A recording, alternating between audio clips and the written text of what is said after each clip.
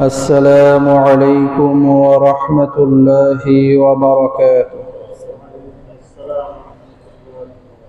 إن الحمد لله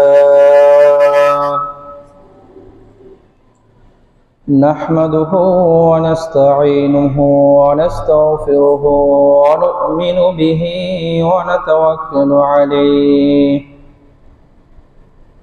ونعوذ بالله من شرور أنفسنا من يهده الله فلا مضل له ومن يضلل فلا هادي له ونشهد أن لا إله إلا الله وحده لا شريك له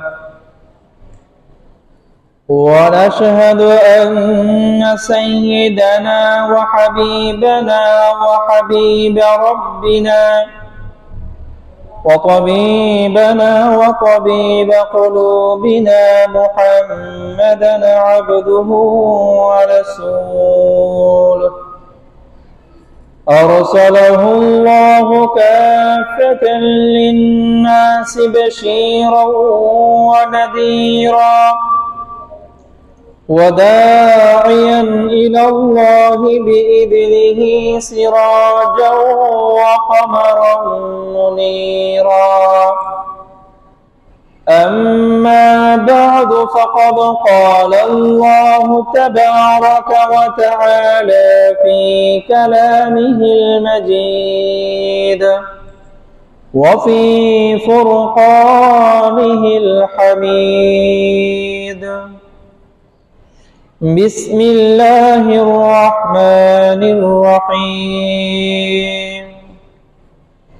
أحل لكم ليلة الصيام الرفث إلى نسائكم هن لباس لكم وأنتم لباس لهن علم الله أنكم كنتم تختانون أنفسكم فتاب عليكم وعفى عنكم فالآن باشروهن وابتغوا ما كتب الله لكم وكلوا واشربوا حتى يتبين لكم الخيط الأبيض من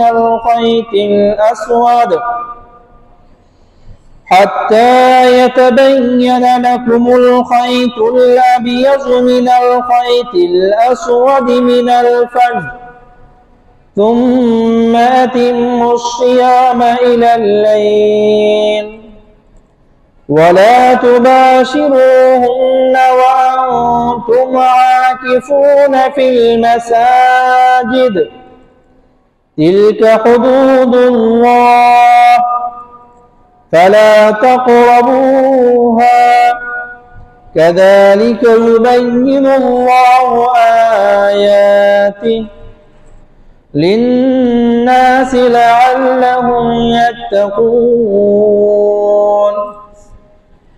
صدق الله المولانا العظيم. وعن أبي هريرة رضي الله تعالى عنه قال قال رسول الله صلى الله عليه وسلم من لم يدع قول الزور والعمل به فليس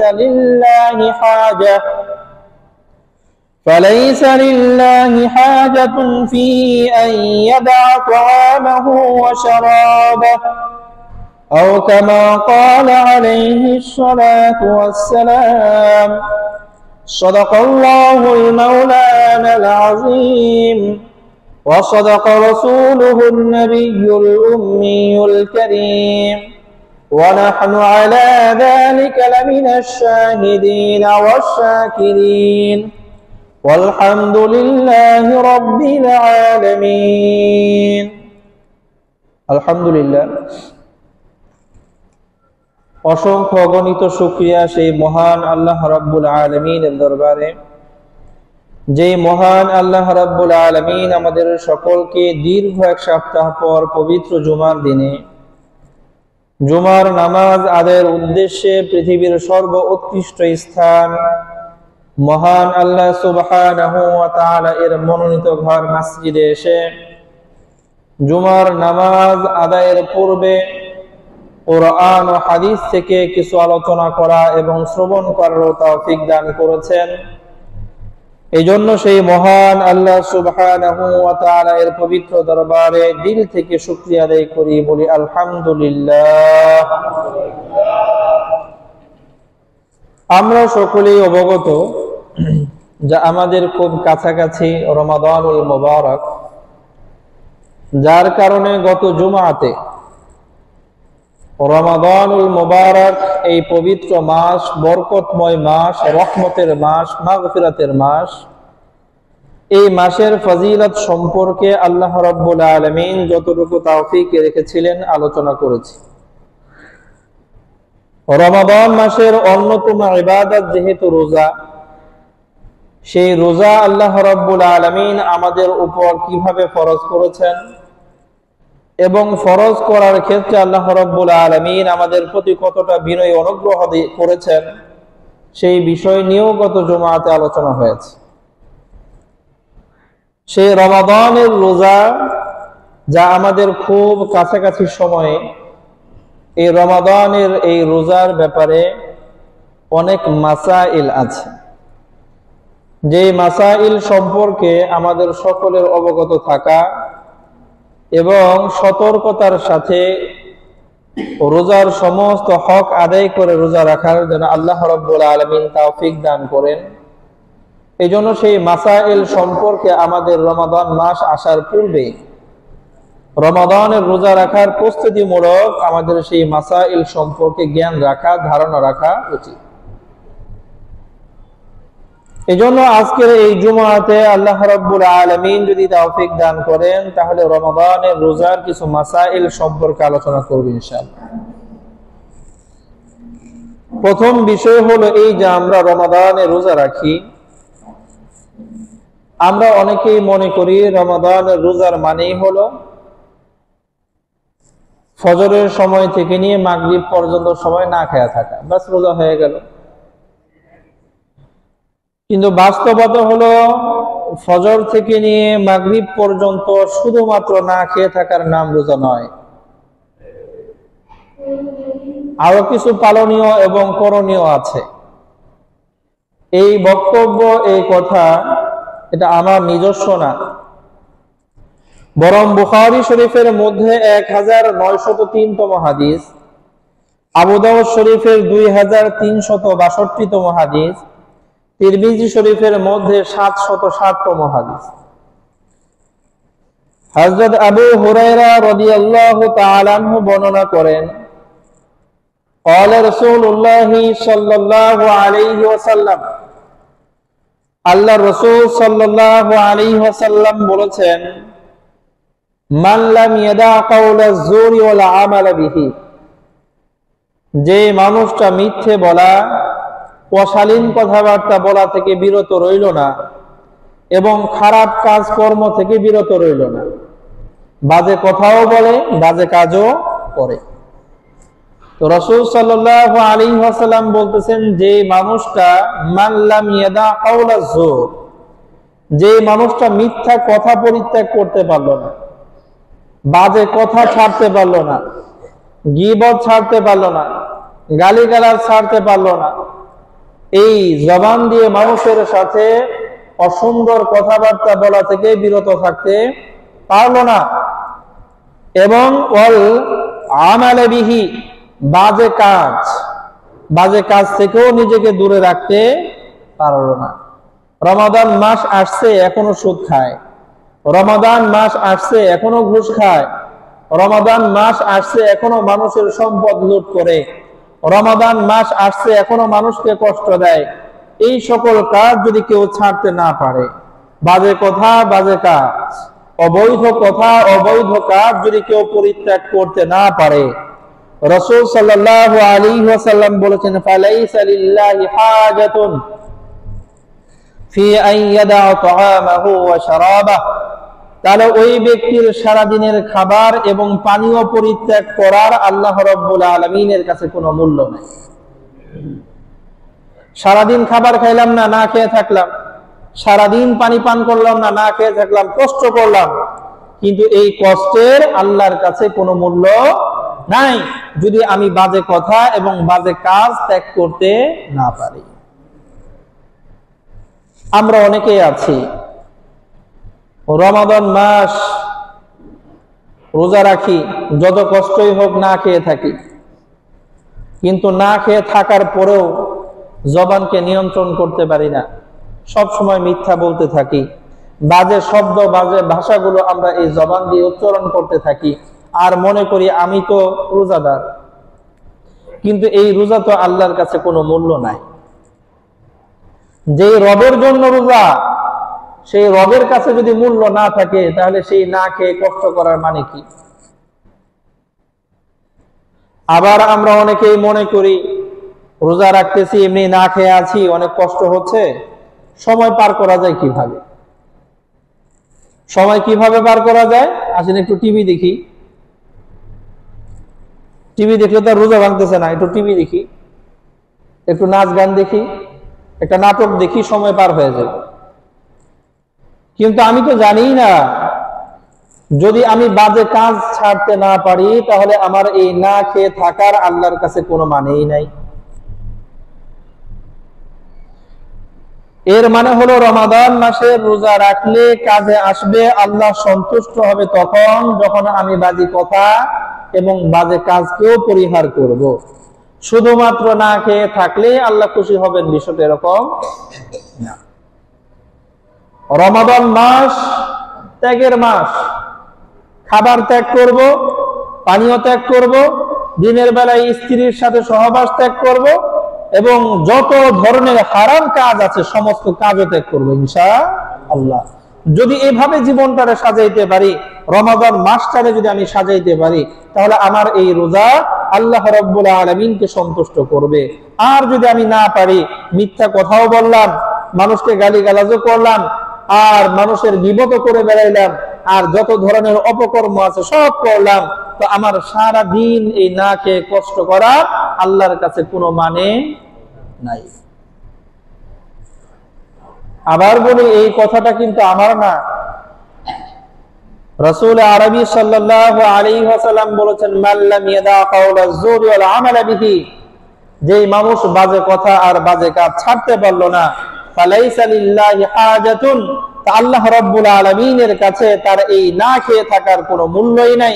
যে আইয়াদা তাআমা শারাবা, সে খাবার খেলো না, পানিও খেলো না, এটা আল্লাহর কাছে কোনো প্রয়োজন নাই, পুরো হাজাত।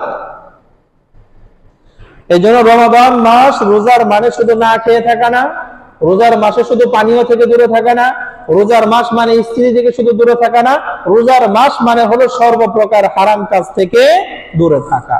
আল্লাহ রাব্বুল আলামিন তৌফিক দান করে।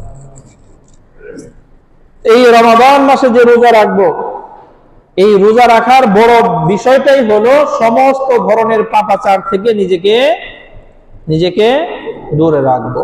কারণ গত জুমাতে আমি আপনাদেরকে আরেকটা হাদিস শুনিয়েছি, রমাদান মাসে যদি কোনো মানুষ রোজা রাখে, ফরজ রোজা, তো আল্লাহ রাব্বুল আলামিন তার অতীত জীবনের সমস্ত গুনাহ মাফ করে দেন। কিন্তু কখন মাফ করে দেন? গত জুমাতেও বলেছি, মান সামা রমাদানা ঈমানান ওয়া ইহতিসাবা, যদি কোনো ব্যক্তি ঈমানের সাথে রোজা রাখে, যদি কোনো ব্যক্তি লৌকিকতা মুক্ত শুধুমাত্র আল্লাহ রাব্বুল আলামিনের কাছে বিনিময়ে পাওয়ার আশায় রোজা রাখে, ভিন্ন কোনো স্বার্থে না, ভিন্ন কোনো আশায় না, তাহলে তার অতীত জীবনের সমস্ত গুনাহ কি হবে? যদি মনে করি আমি রোজা না রাখলে বুইড়া বেটা হইছি, মানুষে কি কইব, এই রোজার মাধ্যমে জীবনের সমস্ত গুনাহ মুছবে না। যদি মনে করি রোজা না রাখলে তো রোজদারে খাওয়া যাবে না, ইফতার পার্টিতে যোগদান করা যাবে না, এর লেগে রোজা রাখছি, এই রোজা আমার অতীত জীবনের সমস্ত গুনাহ মাফ করাইতে পারবে না। আমি যদি মনে করি রোজা না রাখলে মানুষ তো আমার বুজুর্গ মনে করবে না, মানুষ তো আমার ভালো মনে করবে না, এই জন্য রোজা রাখতেছি, তো এই রোজা আমার জীবনের গুনাহ মাফ করাইতে পারবে না। শুধু তাই না, ঈমানের সাথে আমি গত জুমাতেও বলেছি, ঈমানের 70টার উপরে শাখা আছে। কোন হাদিসে বলা হয়েছে 71টার উপরে, কোন হাদিস আছে 72টার উপরে, কোন হাদিস আছে 73টার উপরে কি আছে, শাখা আছে। এই ঈমানের যতগুলো শাখা আছে, ঈমানের শাখা মিথ্যা না বলা, ঈমানের শাখা গীবত না করা, ঈমানের শাখা মানুষকে জবান এবং হাত দিয়ে কষ্ট না দেওয়া, এই সমস্ত হারাম কাজ পরিত্যাগ করা, এটাই হলো ঈমানের দাবি। এই ঈমানের সাথে যদি আমি রোজা রাখি, তাহলে আমার এই রোজাটা প্রতি জীবনের সমস্ত গুনাহ মাফ করাবে। আর যদি আমি তা না পারি, তাহলে আমার এই রোজা আল্লাহর কাছে কোনো মূল্য রাখে না, আমার এই রোজা অতীত জীবনের সব গুনাহ মুছাইতে পারবে না। এই জন্য আল্লাহ রাব্বুল আলামিন, আমরা যেভাবে রোজা রাখলে রোজার হক গুলো আদায় হবে, আল্লাহ রাব্বুল আলামিন অতীত জীবনের গুনাহগুলো মুছে দেবেন, আমাদের রোজাগুলোকে আল্লাহ কবুল করবেন, আল্লাহ রাব্বুল আলামিন আমাদের উপর সন্তুষ্ট হবেন, আমাদেরকে ঠিক সেইভাবে রোজা রাখার তৌফিক দান করেন। এখন রোজা রাখার ক্ষেত্রে আমাদের সাধারণ কিছু মাসআলা জানা রাখা দরকার, যে মাসআলাগুলো নিয়ে আমরা অনেকেই ভুল করে বসি। প্রথম বিষয় হলো, রোজা রাখার জন্য আমার এই খাদ্য পানীয় এবং স্ত্রী ত্যাগ করতে হবে কখন থেকে? আল্লাহ রাব্বুল আলামিন এই বিধানটা স্পষ্ট করে দিয়েছেন। সেটা হলো সাহারি এবং ইফতারের নির্দিষ্ট একটা সময় আল্লাহ রাব্বুল আলামিন নির্ধারণ করে দিয়েছেন।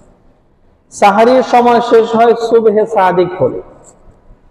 সুবহে সাদিক যখন হয়, তখন সাহারির সময় শেষ। আল্লাহ রাব্বুল আলামিন এই কথাটাই পবিত্র কোরআনে সূরা বাকারা আয়াত নাম্বার 127, এই 187তম আয়াতের মধ্যে আল্লাহ রাব্বুল আলামিন সুবহে সাদিকের বিষয়টা এমন ভাবে উল্লেখ করেছেন, হাত্তা ইয়াতাবায়্যানা লাকুমুল খায়তুল আবয়াজ মিনাল খায়তিল আসওয়াদি মিনাল ফাজর।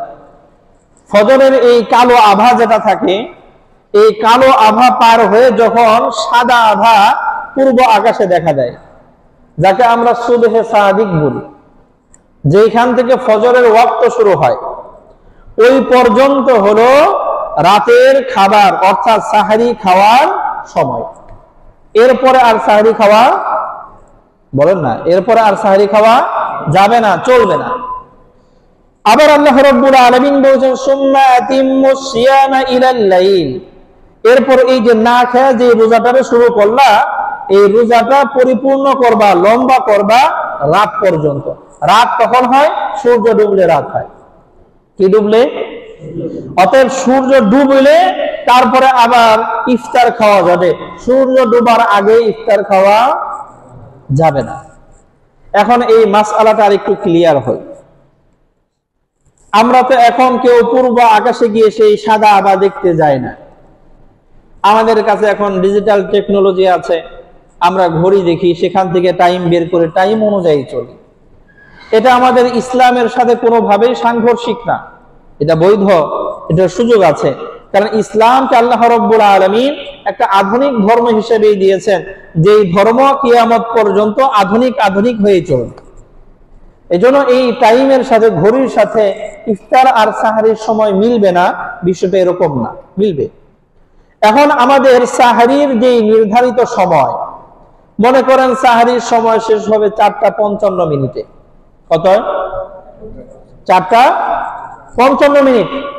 আমার কাছে একদম কাটায় কাটায় মিলানো একটা ঘড়ি আছে, যে ঘড়ির মধ্যে প্রত্যেকটা সেকেন্ডের মিল আছে।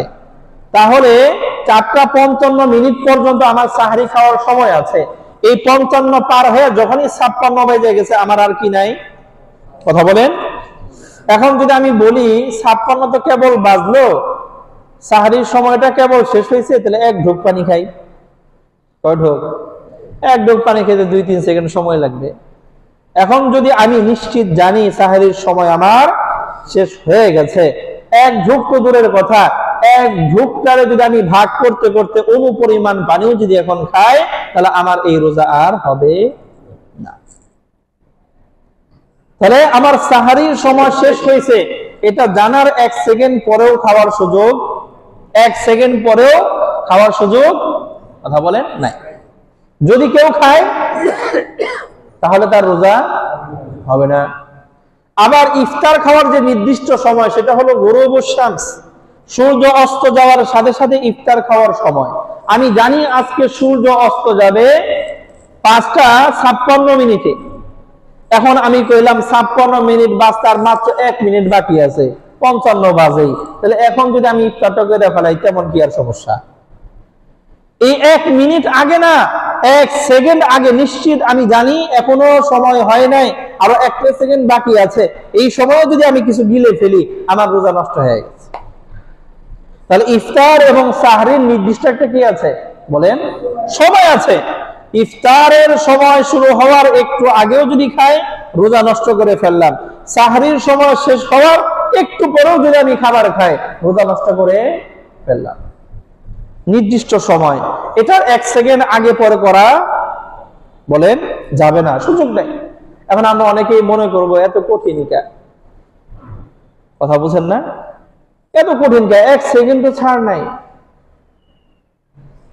আল্লাহ, আমাদের যে মন মানসিকতা, এই মন মানসিকতা আমরা একঘেয়ে বানায় ফেলছি, একদিকে খালি।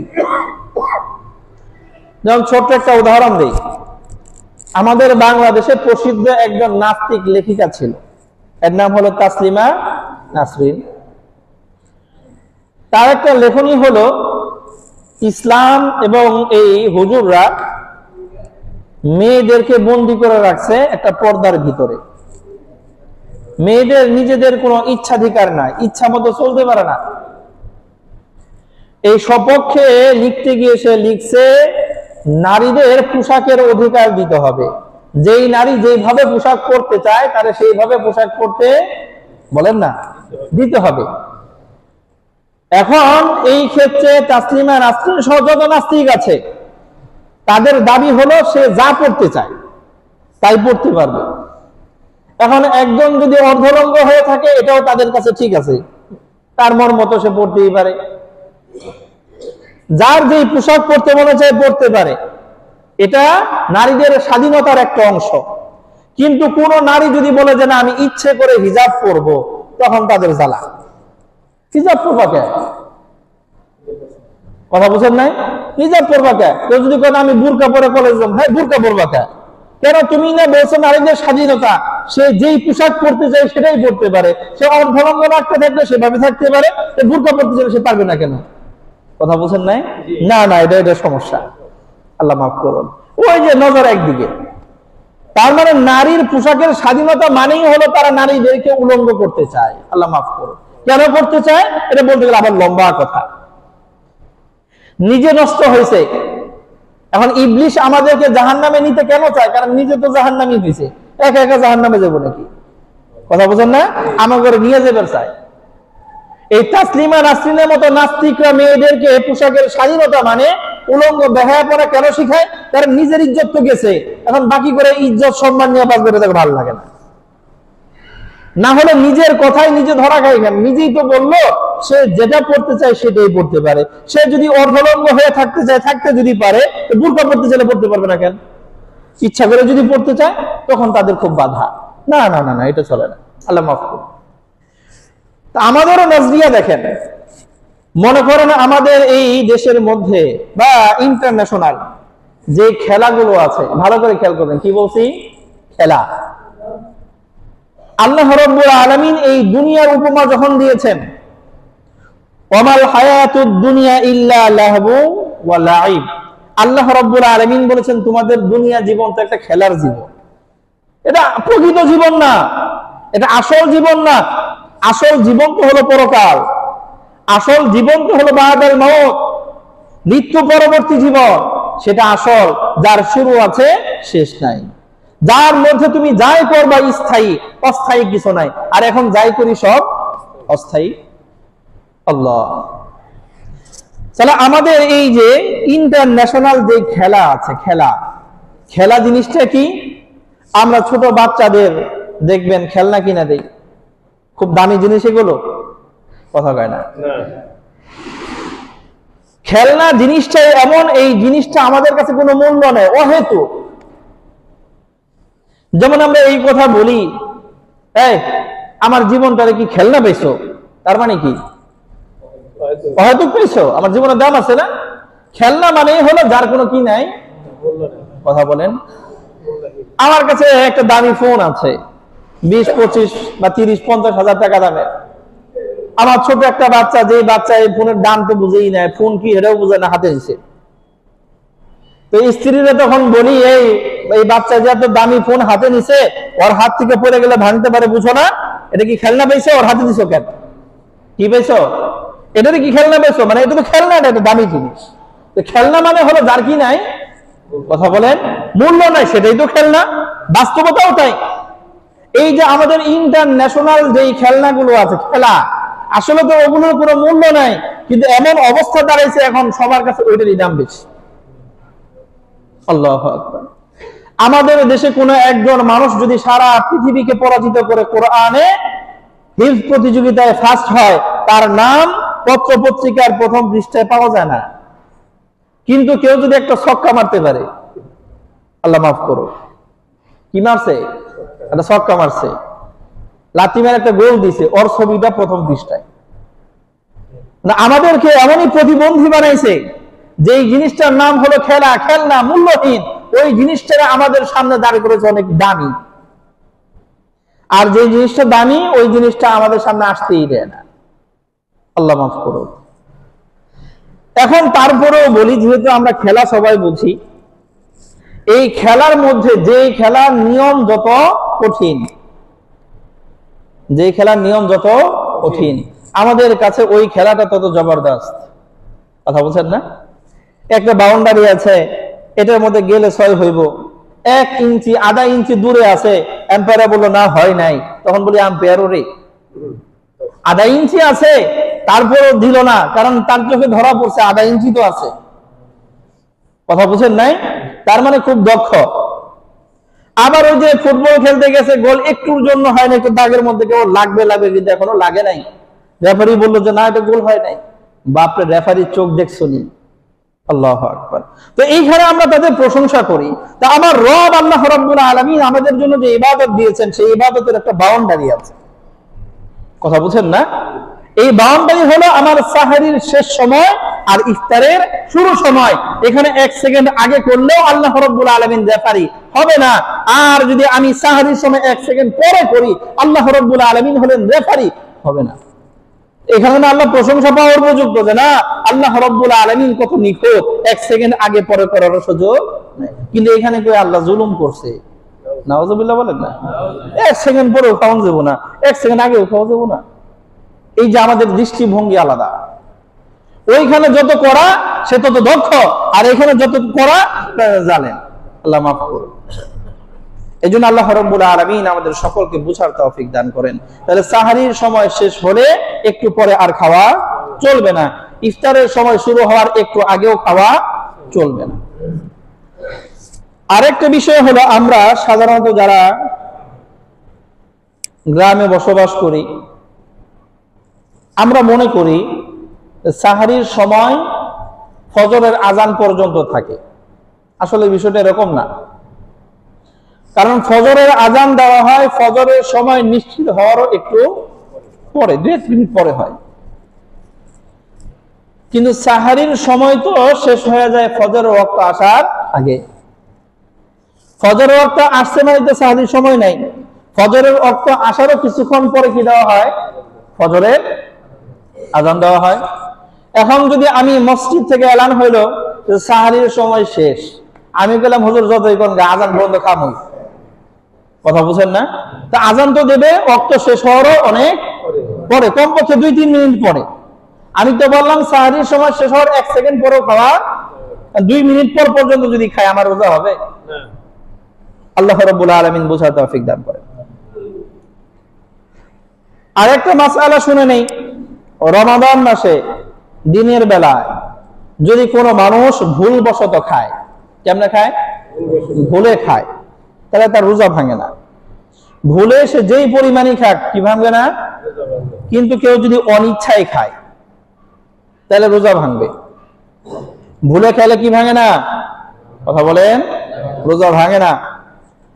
রমাদান মাস রোজা রাখছি, সাহারির সময় খাইছি, দুপুর 12টা বাজে, আজকে যে রোজার মাসে আমি আছি, রোজা রাখছি, আমার মনে নাই। আমি খাবার সামনে আসছে, পাইছি, বাস খাইতেছি, তাহলে আমার রোজার কথা কি নাই? মনে নাই। খাইতে খাইতে মোটামুটি এক ডিশ খাইছি, খাইয়া পানি টানি খাইছি, পেট মোটামুটি ডিগডিগা হয়েছে, তারপরে মনে হচ্ছে আমি না রোজা। কথা কি বুঝতে পারলাম? এই যে ভুলে অজান্তে খাইছি, আল্লাহ রাব্বুল আলামিন দেখেন আমাদের প্রতি কত দয়াবান, আল্লাহ মাফ করে দিয়েছেন। বুখারী শরীফের মধ্যে 6669তম হাদিস, হযরত আবু হুরায়রা রাদিয়াল্লাহু আনহু বর্ণনা করেন, রাসূল বলেছেন, মান আকালা নাসিয়ান, যদি কোনো ব্যক্তি ভুলে খায়, কেমনে খায়? ফাহুয়া সাইমুন, অথচ সে রোজাদার, রোজার কথা মনে নাই, রমাদান মাসের কথা মনে নাই, ভুলে খায়া ফেলাইছে।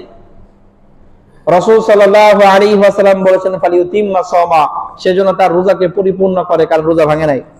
রোজা কি হয় নাই?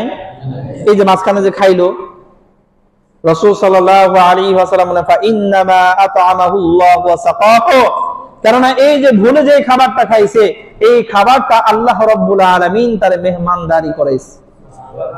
খায় পেটও ভরছে, রোজাও ভাঙে নাই। পেটও ভরছে, রোজা হালকাও হয়েছে, রোজা রাখা সহজও হয়েছে, কিন্তু রোজা ভাঙে নাই। এটা কে মেহমানদারি করেছে? আল্লাহ। তাহলে ভুলে খাইলে কি ভাঙে না? আচ্ছা, কিন্তু অনিচ্ছায় খাইলে, ইচ্ছা করে খাইলে রোজা ভাঙে। অনিচ্ছায় খাইলেও ভাঙে, ইচ্ছা করে খাইলেও ভাঙে। এখন অনিচ্ছায় আবার কেমনে খায়? মনে করেন খাবার সামনে একজনে নিয়ে কইতেছে খাবার খা, না খাম না, কথা বুঝেন নাই? বন্দুক ধরছে, যদি না খাস গুলি করে মাইরে ফেলাও। আমি তো জানি আমি রোজা, আমি তো রোজা রাখছি, আমি জানি আমার তো খাওয়ার ইচ্ছে না, কিন্তু জোর করে খাওয়াইলো। অথবা কেউ খাবার নিয়ে মুখের মধ্যে একবারে দিয়ে দিল। অথবা আমি রোজা, আমার মনে আছে আমি গেছি পুকুরে গোসল করতে, পুকুরে গোসল করতে গেছি, এত জোরে একটা লাফ দিছি, পানির মধ্যে নামতে নামতে এই দিক দিয়া পানি ঢুকে একবারে গলার ভিতরে গেছে। আমি তো খাইতে চাই নাই, কিন্তু অনিচ্ছা সত্ত্বেও কি গেছে, এখন পানি পেটের ভিতরে চলে গেছে। ইচ্ছা করে না, অনিচ্ছায়। কিন্তু কেন হইলো? ওই যে আমি ফাল দিছি। ওযু করতে গিয়ে রাসূল বলেছেন, রমাদান মাসে ওযু করতে গেলে কুলি করা আর নাকে পানি দেওয়া একটু স্বাভাবিক ভাবে করো, বেশি করো না, যাতে করে নাক দিয়ে আর মুখ দিয়ে পানি ঢুকে না পড়ে। আর সারা বছর রাসূল বলেছেন কুলি করা আর নাকে পানি দেওয়াটা ভালো করে করবা, কিন্তু রমজান মাসে এত ভালো করে করার দরকার নেই, যাতে রোজা নষ্ট না হয়। এখন অনিচ্ছায় যদি খায়, রোজা কি যাবে? ভেঙে যাবে। কেউ জোর করে খাওয়াইলে রোজা ভাঙবে। আমার অসতর্কতার কারণে আমার রোজার কথা মনে আছে, ওই যে জোরে লাফ দিছি, ওযু করতে গিয়ে নাকের ভিতরে বেশি জোরে করে পানি দিছি, পানি চলে গেছে পেটে, আমার রোজা নষ্ট হয়ে যাবে। ইচ্ছা করে খাইলেও তো রোজা ভেঙে যাবে। এখন বিষয় হলো আরেকটা মাসআলা, এখানে আমার রোজার কথা মনে নাই, ভুলে খাওয়া ধরছি, মোটামুটি খাইতে খাইতে এক ডিশ খাওয়া ফেলাইছি, এক লুকমা বাদ রয়েছে ডিশের মধ্যে। কয় লুকমা খাইছি? কি পরিমাণ? এক ডিশ। এখন হঠাৎ আমার মনে পড়লে আমি না রোজা। এখন মনে পড়ছে কতটুকু বাদ রয়েছে? এক লুকমা। আমি না রোজা। এই যে এতক্ষণ যে এক ডিশ পরিমাণ খাইছি, ভুলে খাইছি, আমার রোজা ভাঙে নাই। এখন যদি কেউ এক ডিশ খাইছি আর এক লুকমা খাইলে কি হবে? এক লুকমা যদি খাই, আমার এই এক লুকমা রোজাটারে নষ্ট করে ফেলবে। কারণ আমি এতক্ষণ তো খাইছি ভুলে, এখন তো আর ভুলে খাই নাই, এখন তো রোজার কথা আমার কি পড়ছে? কথা বলেন, মনে পড়ছে। এই এক মাসআলা। আরেক মাসআলা শুনি।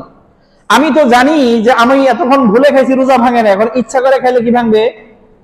আমি খাইলাম না এক লুকমা, কিন্তু আমি চিন্তা করলাম হাইরে খাইছি, না জানি কি হয়, এখন এই গলার মধ্যে হাত হুত দিয়া বমি করলাম, ফালাই দিই সব। এখন যদি আমি ইচ্ছা করে এইভাবে বমি করি, তাহলে রোজা ভেঙে যাবে।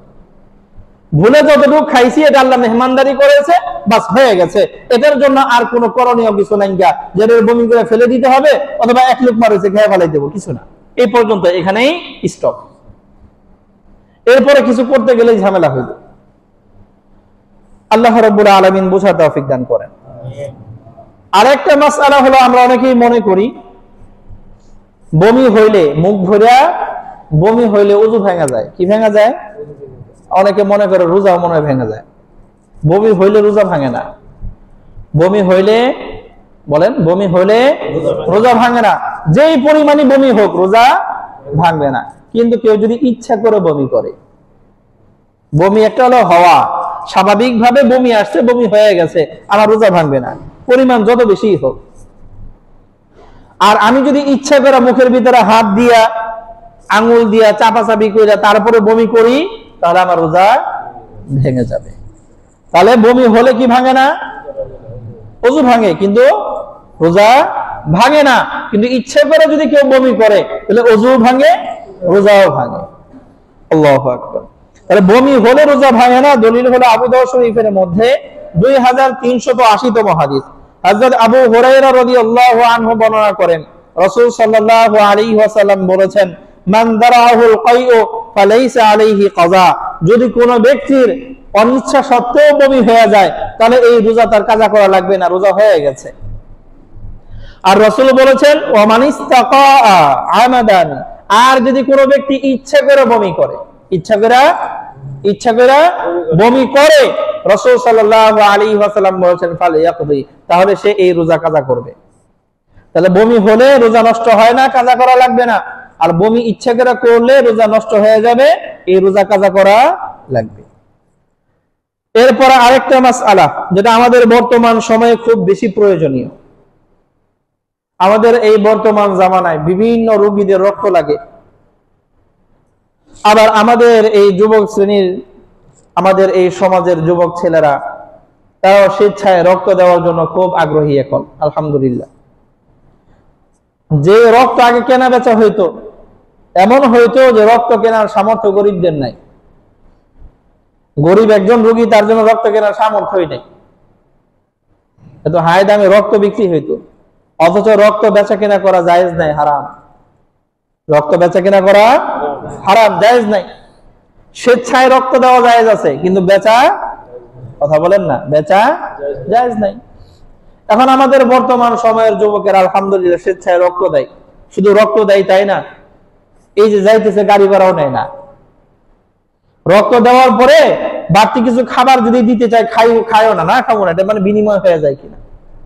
এই যে স্বেচ্ছায় রক্ত দেওয়া, এটার একটা আগ্রহ যুবকদের মনে তৈরি হয়েছে, আলহামদুলিল্লাহ। তবে আমাদের করণীয় হলো যারা রক্ত দিতে যাবে তাদেরকে যথাযথ মূল্যায়ন করা। অনেকেই এখন বর্তমান জামানায় একদম মূল্যহীন হয়ে গেছে, তো চাইলেই পাওয়া যায়, এই জন্য যে রক্ত দিতে গেছে তার কোনো দামই নেই না। কথা বুঝেন না? এটা আবার ভালো না। যে রক্ত গরিবের সামর্থ্যের বাহিরে ছিল কেনা, সেটা এখন আল্লাহ রাব্বুল আলামিন যুবকদের আগ্রহের মাধ্যমে সহজ করে দিছে, তারা মূল্যায়ন করা লাগবে না। আল্লাহ তৌফিক দান করেন।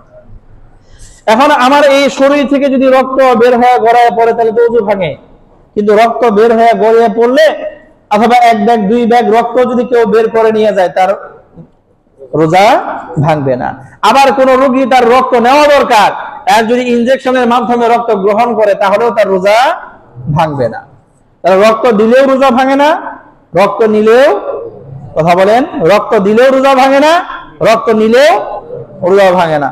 বুখারী শরীফের মধ্যে 1938তম হাদিস, হযরত আব্দুল্লাহ ইবনে আব্বাস রাদিয়াল্লাহু আনহুমা বর্ণনা করেন যে আন্নান নবী সাল্লাল্লাহু আলাইহি ওয়াসাল্লাম ইহতাজামা ওয়া হুয়া মুহরিমুন ওয়া ইহতাজামা ওয়া হুয়া সাইমুন, যে রাসূল সাল্লাল্লাহু আলাইহি ওয়াসাল্লাম রোজা অবস্থায় সিংহা লাগাইছেন। কি অবস্থায়? রোজা অবস্থায় সিংহা লাগাইছেন। সিংহা লাগাইলে শরীরে অতিরিক্ত কিছু নষ্ট রক্তগুলো বের হয়ে যায়। তো রক্ত শরীর থেকে রাসূল বের করেছেন কোন অবস্থায়? রোজা অবস্থায়। রোজা ভাঙে নাই। অতএব শরীর থেকে রক্ত দিলে রোজা ভাঙে না। আবার কোন রোগী রক্ত নিলেও রোজা ভাঙে না। তবে এখানে একটা কথা আছে, আমাদের মধ্যে অনেক যুবক আছে এমন একটু দুর্বল, এক ব্যাগ রক্ত যদি দেয়, দেওয়ার পরে কইব কি আমি আজকে রোজা রাখা পারব না, শরীর গেছে কা। কথা কি বুঝতে পারলাম? তো তার জন্য রক্ত দেওয়া জায়েজ নাই। তার জন্য কি নাই? রক্ত দেওয়ার পর আমি রোজা ভেঙে ফেলতে হইব, তাহলে এই রক্ত দেওয়ার দরকার নাই। রক্ত তো আরো কতজনের আছে।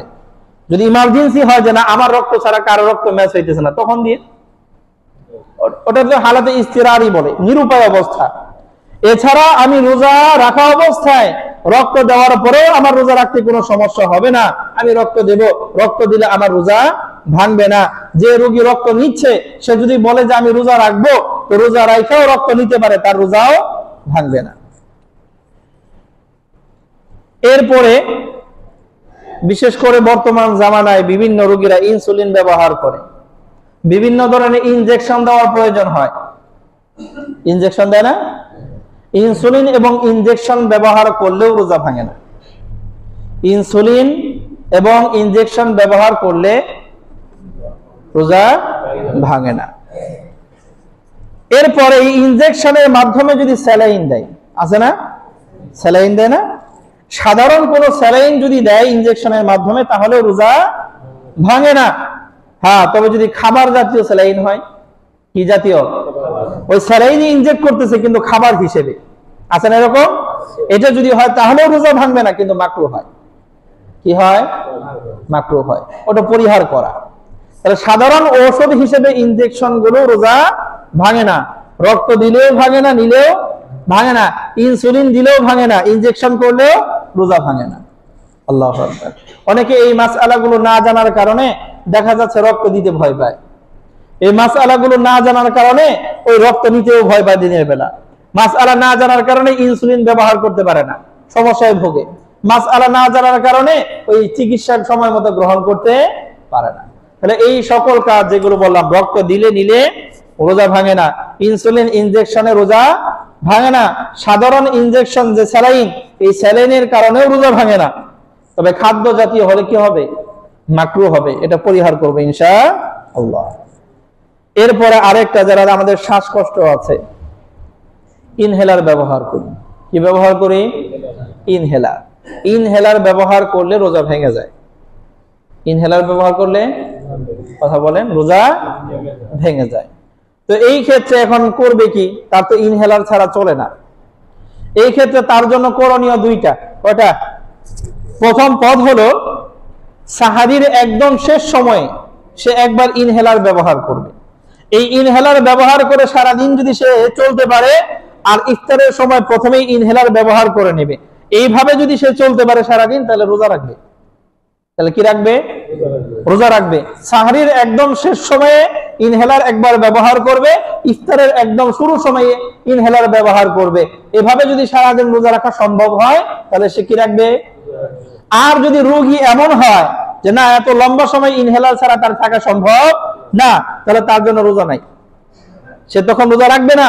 সে যদি কোনো সময় সুস্থ হয়, সেই সময় কাজা করে নেবে। আল্লাহ রাব্বুল আলামিন অসুস্থ যারা আছে তাদের জন্য রোজা কি করে দিয়েছেন? কথা বলেন, বলছেন তখন রোজা রাখার দরকার নাই, সুস্থ হলে তখন রাখবে। আল্লাহ সহজ করে দিয়েছেন। তাহলে ওই লোক যদি এমনই অসুস্থ হয় যে না, রোজার মাসে এইভাবে সাহরির শেষ টাইমে ইনহেলার ব্যবহার করে, ইফতারের শুরু টাইমে ইনহেলার ব্যবহার করে রোজা রাখতে তার সক্ষমতা নাই, তাহলে রোজা রমজান মাসে সে রাখবে না। যখন সুস্থ হবে, বলেন, যখন সুস্থ হবে তখন রাখবে। আর যদি আজীবন এইভাবে অসুস্থ থাকে, তাহলে কাফারা দিয়ে দিবে। কথা কি বুঝতে পারলাম? আল্লাহ রাব্বুল আলামিন এমন চাপায়া দেন নাই তুই না রাখতে বললে মরে গেলেও রাখা লাগবে, এরকম না। কথা কি বুঝতে পারছি? মরে গেলেও রোজা রাখতে হবে, বিষয়টা এরকম না। অসুস্থ যারা আছে তাদের জন্য আল্লাহ রাব্বুল আলামিন ছাড় দিয়েছেন। এরপরে আরেকটা হলো সাপোজিটর ব্যবহার করি। সাপোজিটর ব্যবহার করলে রোজা ভেঙে যায়। কি ব্যবহার করলে রোজা ভাঙে? সাপোজিটর ব্যবহার করলে রোজা ভেঙে যায়।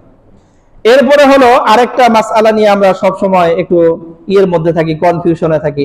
রমাদান মাসে আতর ব্যবহার করা, সুগন্ধিযুক্ত তেল ব্যবহার করা, সুরমা ব্যবহার করা, এগুলো ব্যবহার করলে রোজা থাকে না, ভাঙে, এটা নিয়ে আমাদের কৌতূহল আছে। বিশেষ করে আমি যে এই মাসআলা নিয়ে মানুষের মাঝে কৌতূহল আছে আমি জানতাম না। আমি একদিন আতর দিছি, একজনকে, হুজুর রোজা তো একবারে হালকা ঝুলকা। আমি কয় কি? কথা বলছেন না? আল্লাহু আকবার। তো আতর ব্যবহার করলে, সুগন্ধি ব্যবহার করলে রোজার কোনো সমস্যা, কথা বলেন, হয় না। ঠিক একই ভাবে যদি আমি এই সুগন্ধিযুক্ত কোনো তেল ব্যবহার করি, এই তেল ব্যবহার করার কারণেও রোজার কোনো সমস্যা, কথা বলেন, হবে না।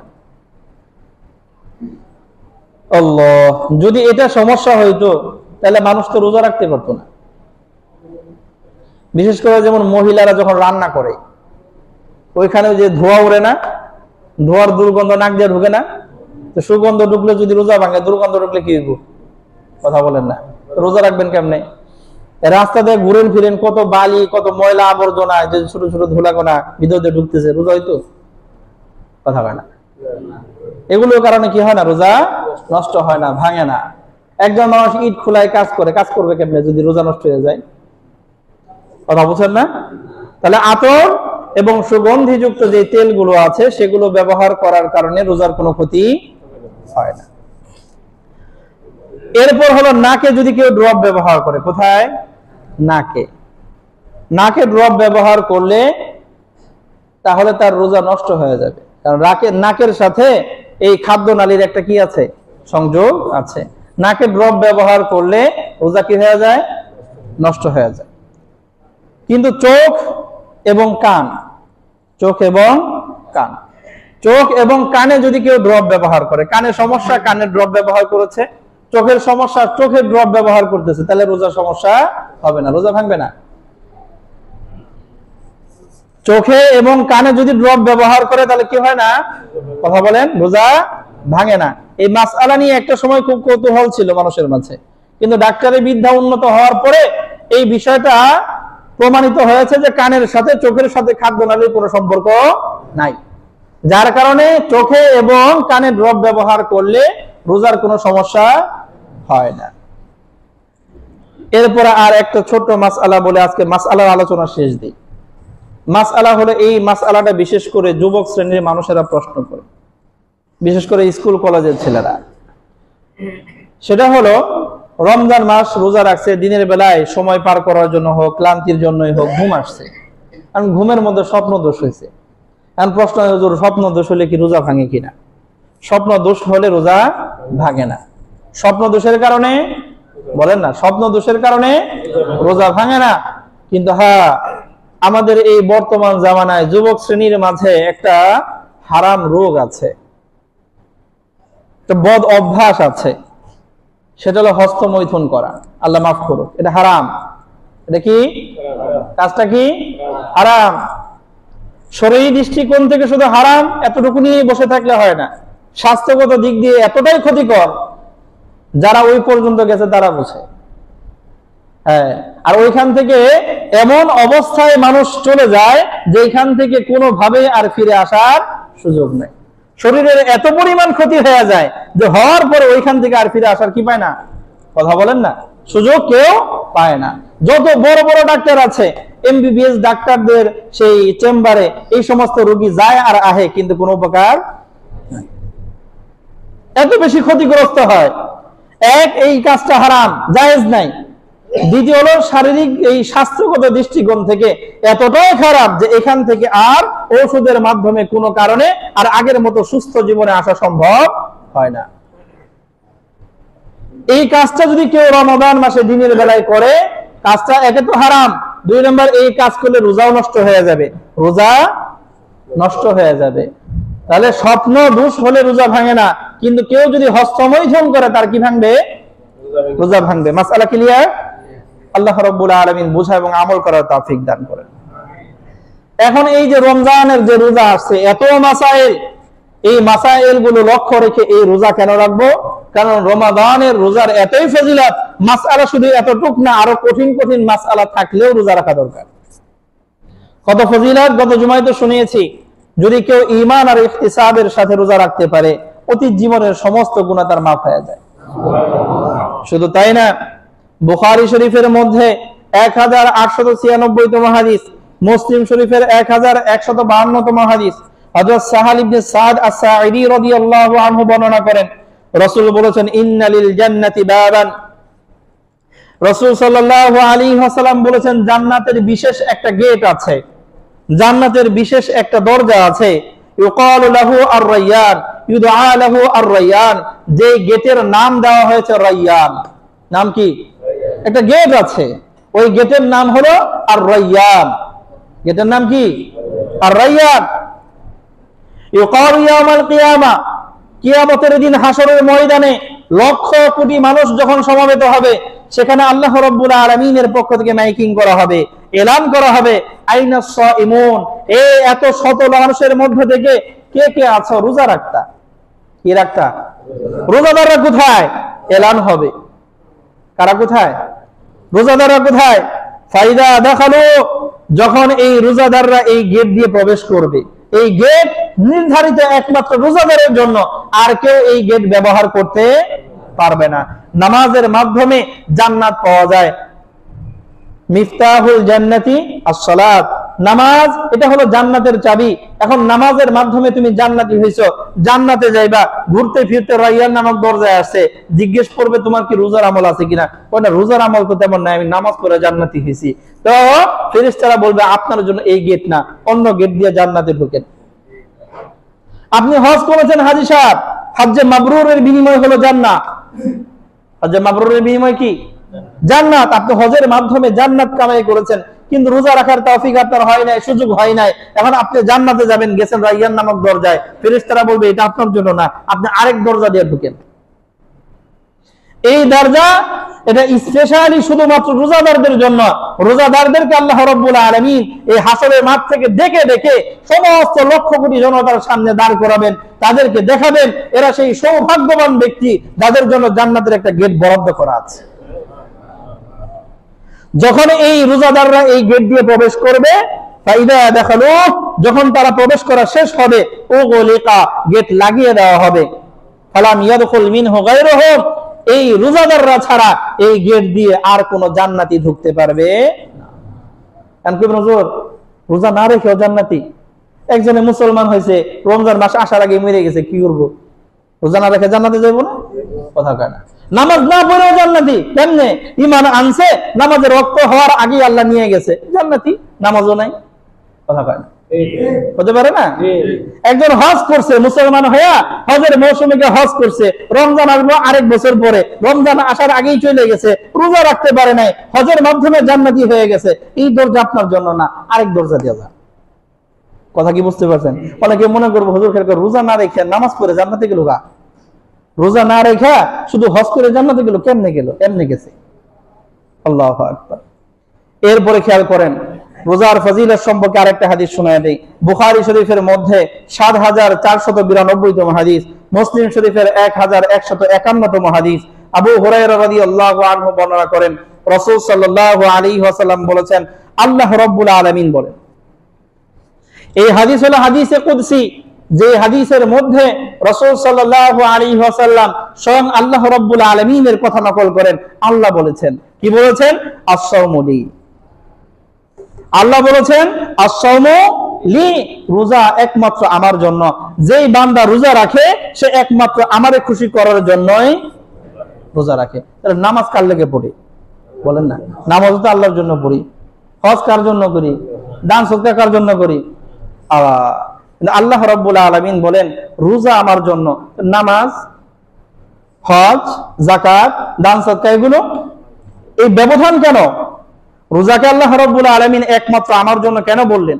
কারণ নামাজ যদি কোনো মানুষকে দেখানোর জন্য আমার পড়তে হয়, পড়া লাগবে। না পড়ে কি মানুষকে বোঝানো যাবে আমি নামাজি? কথা কন। হজে না গিয়ে কি মানুষকে বোঝানো যাবে যে আমি হাজী সাহেব? বোঝানো যায়? দান সদকা না করে কি বোঝানো যায় আমি দানবীর? কথা কয় না। না। তাহলে মানুষকে দেখানোর জন্য হলেও নামাজ কি করা লাগে? মানুষের জন্য যদি আমি দানবীর সাজতে চাই, দান করা লাগে। মানুষের জন্য যদি আমি হাজী সাহেব হইতে চাই, হজ করা লাগে। কিন্তু মানুষের জন্য যদি আমি রোজা রাখতে চাই, তাহলে রোজা রাখার দরকার নাই।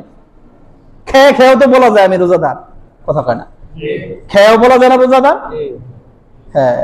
কিন্তু বাস্তবিক পক্ষে মনে করেন নিরিবিলি এক ঘরের ভিতরে আছি, এখানে দুনিয়ার কেউ দেখবে না, এখন আমি এই রোজা ভাঙার সুযোগ আছে, ভেঙে তো মানুষের সাথে ইফতার করতে পারি। কথা কয় না। ভেঙে তো মানুষকে বুঝাইতে পারে আমি বড় রোজাদার। সুযোগ আছে না? রোজা না রেখেও মানুষের রোজাদার বোঝানোর সুযোগ আছে না? কিন্তু নামাজ না পড়ে নামাজি বোঝানোর সুযোগ নাই।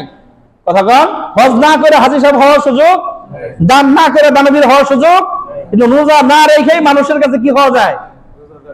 বাস্তবিক পক্ষে যে মানুষটা রোজা রাখে, একাকী নীরবে নিভৃতে একটা ঘরের ভিতরে খাওয়ার সুযোগ পাইছে, তারপরেও খায় নাই। তার জন্য আল্লাহর জন্য। এই জন্য আমার রব বলেছেন আস-সাওমু লি, যে বান্দাটা রোজা রাখছে ওই বান্দাটা আসলে আমার জন্যই রোজা রাখছে, না হলে নীরবে নিভৃতে গোপনে খাওয়ার সুযোগ আছিল। তারপরেও তো খায় নাই। কেন খায় নাই? কারণ রোজা তো রাখছে আমি আল্লাহর জন্য। যেহেতু আমি আল্লাহর জন্য রোজা রাখছে, আল্লাহ রাব্বুল আলামিন বলেছেন ওয়া আনা আজজি বিহি, আমি নিজের হাতে তাকে পুরস্কার দিব। অন্যান্য পুরস্কার, এই নামাজের পুরস্কার আল্লাহ রাব্বুল আলামিন জিবরিল দিয়ে দাও না। আরেক ইবাদত আছে পুরস্কার, আল্লাহ রাব্বুল আলামিন বলবেন ইসরাফিল তুমি দিয়ে দাও না। আল্লাহ রাব্বুল আলামিন বিভিন্ন ফেরেশতার মাধ্যমে পুরস্কার দেবেন। কিন্তু যখন রোজার পুরস্কারের সময় আসবে, আল্লাহ রাব্বুল আলামিন বলবেন না রে বান্দা আমার জন্য রোজা রাখছে, আমি নিজের হাতে তাকে পুরস্কার দেব। হ্যাঁ, শুধু তাই না, মুহাদ্দিসিনে কেরাম এই হাদিসের আরেকটা শব্দ ব্যবহার এরকম করেছেন, আসসাউমুলি, আল্লাহ বলেছেন রোজা একমাত্র আমার জন্য, বান্দা আমারে খুশি করার জন্য রাখে। ওয়া আনা উজজা বিহি, যেই বান্দা আমার জন্য রোজা রাখে আমি আল্লাহ ওই বান্দার হয়ে যাই। যেই বান্দা আমার জন্য রোজা রাখে আমি আল্লাহ ওই বান্দার হয়ে যায়। আর কি লাগে? কথা বলেন না। জান্নাত চান, জান্নাতের মালিক যদি আপনার হয়ে যায়, জান্নাত চাওয়া লাগবে? হ্যাঁ, জান্নাতের মালিক বলতেছে যেই বান্দা আমার জন্য রোজা রাখে আমি আল্লাহ ওই বান্দার হয়ে যাই। হ্যাঁ, জান্নাতের মালিক আমার হয়ে যাইব। আল্লাহু আকবার। রোজার কত ফজিলত! আল্লাহ রাব্বুল আলামিন এই রোজা আমাদের সকলকে রাখার তৌফিক দান করেন। এখন এই যে রোজার যে ফজিলত, নিজের অতীত জীবনের সব গুনাহ মাফ হয়ে যায়। রোজার যে ফজিলত, পরকালে আমার জন্য বিশেষ একটা গেট থাকবে। ওই গেট দিয়ে আমি ছাড়া আর অন্যরা, নামাজিরা শুধু নামাজ পড়ছে তারা যাইতে পারবে না, শুধু হজ করছে তারা যাইতে পারবে না। আমার জন্য এই বিশেষ একটা গেট থাকবে। কিয়ামতের দিনে আল্লাহ লক্ষ কোটি জনতার সামনে আমার দাঁড় করে সম্মানিত করবেন। শুধু তাই না, আল্লাহ রাব্বুল আলামিন নিজের হাতে পুরস্কার দেবেন। আল্লাহ রাব্বুল আলামিন আমার হয়ে যাবেন। এত বড় ফজিলতের যে রোজা, এই রোজা সারা বছরে রাখা যায় শুধুমাত্র 1 মাস। কয় মাস? তার কোন বছর 29 দিনও হয়। কথা বলেন না, কোন বছর কি হয়? আল্লাহ রাব্বুল আলামিনকে যারা ভালোবাসে, যেমন মনে করেন আমরা একটা প্রতিযোগিতা অথবা একটা কাজ এমন পেলাম যে এই কাজ করলে আমাদের বাংলাদেশের প্রধানমন্ত্রী স্বহস্তে পুরস্কার প্রদান করবে। এরকম কাজ যদি মনে করেন যে 10টা থাকে, একটাও কি বাদ দিব? কথা কয় না। যেই কাজ করলে পুরস্কার স্বয়ং আল্লাহ রাব্বুল আলামিন নিজের হাতে দিবেন, ওই কাজ কি কম করতে মনে চায় না বেশি করতে মনে চায়? তাহলে আমাদের কি বেশি করার সুযোগ আছে?